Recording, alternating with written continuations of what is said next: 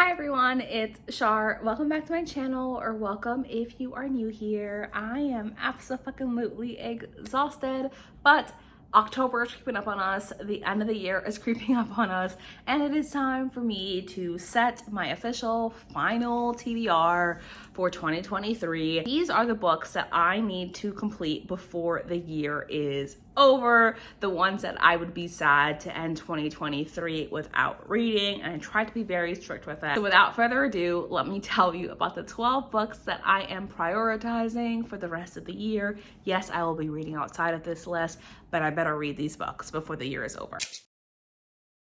Our first book is Belladonna by Adeline Grace. Belladonna is the story of a girl who is poisonous and immune to death.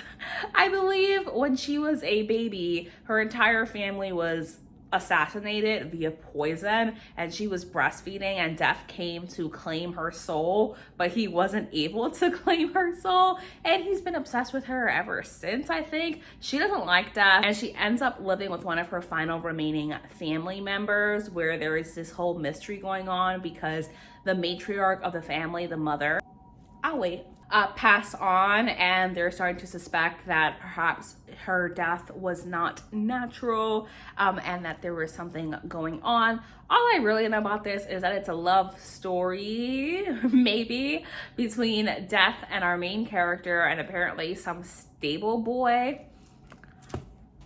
That, to be honest, is what's been stopping me from reading this. By the way, this is my seltzer water on the bookshelf. It's what stopped me from reading it because I don't like love triangles. So I've been hesitant, especially a love triangle with death.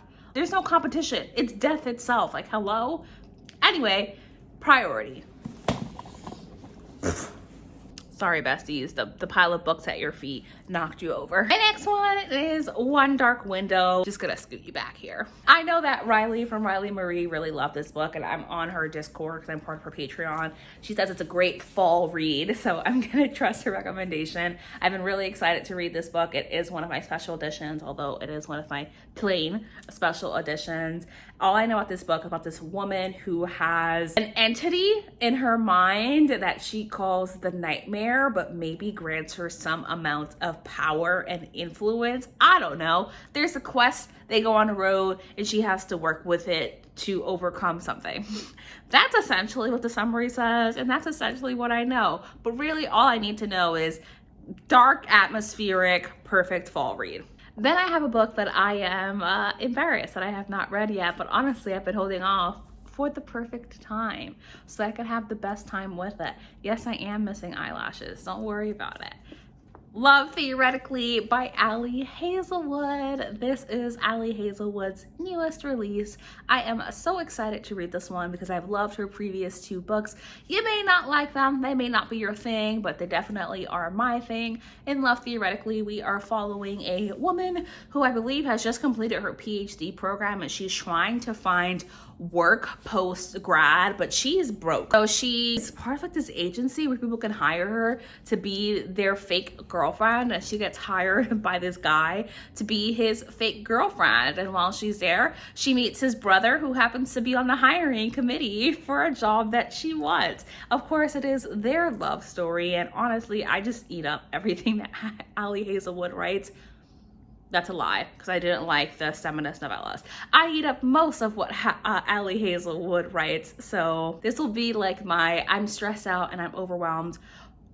This will be my birthday read. My birthday is coming up. This will be the perfect book to read on that weekend. Then I have A Ghost in Shining Armor by Therese Harry. I'm not quite sure, so I apologize, but A Ghost in Shining Armor is a romance story between a woman and the ghost that she happens to encounter. I'm not honestly quite sure what this is about. It's difficult to describe outside of woman falls in love with ghosts. Gemma ends up impulsively kissing this guy one day. She's always kind of been an outcast. She's never been able to live up to expectations. She's always been able to see ghosts. She ends up making out with this guy on an impulse one night, only to realize he's dead. He is, in fact, a spirit, and this spirit is here to help her reunite with her long-lost sister. I don't know. He died for his own sister. It's difficult to explain. If he's a spirit, why does he have a body? Why is he trapped between life and death? I don't know. But it's a love story about a ghost, so like I have to read it in the fall, otherwise I'm gonna have to wait till next year. And having this on my TBR for 2 years, it's a little too much, besties. So we're gonna prioritize this one. And the final book that if I don't read by the end of the year, I will be upset on my physical TBR is House of Hollow by Crystal Sutherland. House of Hollow is a gothic kind of fantasy story set in Scotland, I believe, where 3 little girls went missing and they came back years later. Obviously older, but also different. They now have white hair and black eyes. They're not exactly sure what happened, but one day when they're all just trying to go about their lives, obviously they're very well known because they're 3 little girls who returned looking completely different.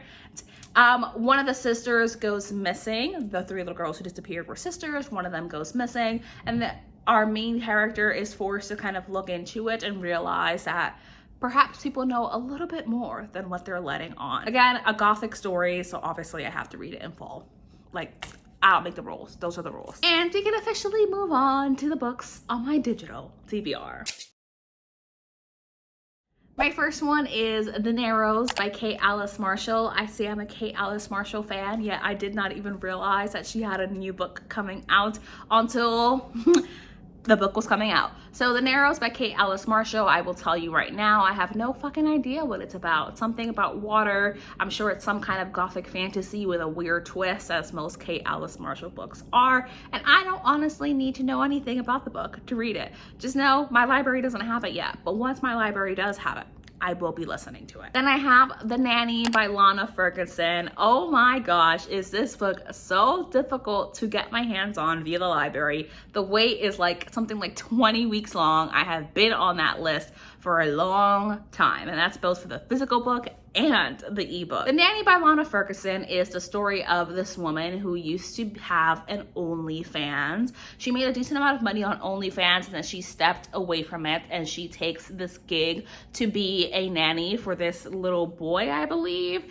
And what she doesn't realize is that the little boy's father was her biggest Only fan. But what the father doesn't realize is that he was her biggest Only fan, because I think she had an account where she like didn't show her face or anything. Eventually she realizes this, and this is a love story, so obviously it's a romance. They're gonna get together. Something about the setup just sounds deeply amusing, and I love the premise of it, and I love the normalization of the kind of sex work our main character does. So I'm very excited to read this, where hopefully I'll get my hand on it sometime before December. I would also really like to read The Comeback by Lily Shue, which I'm super excited about. I saw this in the bookstore along with The Nanny, but I'm trying my best not to purchase books. If you didn't see this video right here, that's exactly why. I'm trying my best not to purchase any books and to really just be patient and wait for it. But The Comeback by Lily Shue is the story of this woman who I believe is a lawyer,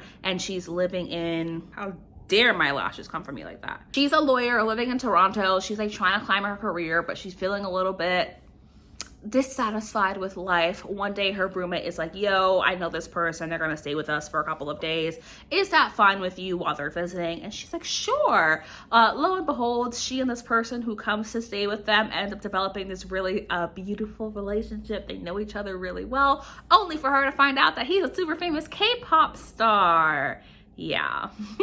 And she's suddenly thrust into the spotlight, which is not what she wants. But I love, as you all know, like famous, not really Hollywood, but just like famous stories. So I know I'm going to enjoy this, and I'm hopeful that my library eventually gets a copy of this book. And finally, we have my Kindle Unlimited books.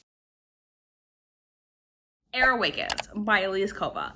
I was on a live show again with Riley, because I'm part of her Patreon, where we were like picking books, and the book that ended up winning, I don't think was Awakens, but we were all Like, it made it far within that. And I was like, damn, people really love this. And the book actually reminds me of the cover art for a lot of Margaret Rogerson books. From what I know about this, it's a woman, of course, living in a fantasy world with fae, who works at a library and ends up going on some kind of quest. I think that there's a romance in there, and the theme of this video is I don't actually need to know a lot to be convinced to read a story. But honestly, this had the backing of like most of the people on the live show, and it's on Kindle Unlimited, so I definitely want to make sure that I read this by the end of the year. Otherwise, I will not read it at all. Anatomy, a love story by Dana Schwartz, also on Kindle Unlimited. Listen, besties, I would love to read this in Scotland.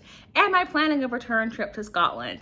Maybe, but like many of the other books on this list, this is a gothic story. Anatomy, a love story, follows a young girl. I believe she's a teenager in her late teens, and she really wants to be a physician, but of course, women are not allowed to be physicians in the time period that this book is set in. I think it's like the late 1800s or somewhere around there, right about a time of like the body snatcher, so that time period. She's working with this person who's a body snatcher because she needs to operate and perform surgeries on body. Like, she's trying to advance her medical knowledge, so they're grave robbers, and they go and take those bodies, but eventually his friends start going missing, and it becomes a mystery that they're trying to solve with some kind of hint of romance in there. I don't think the romance is super strong in this, but this just sounds really interesting, and because I know a little bit about history, I can strongly suspect what is happening to his friends and where they are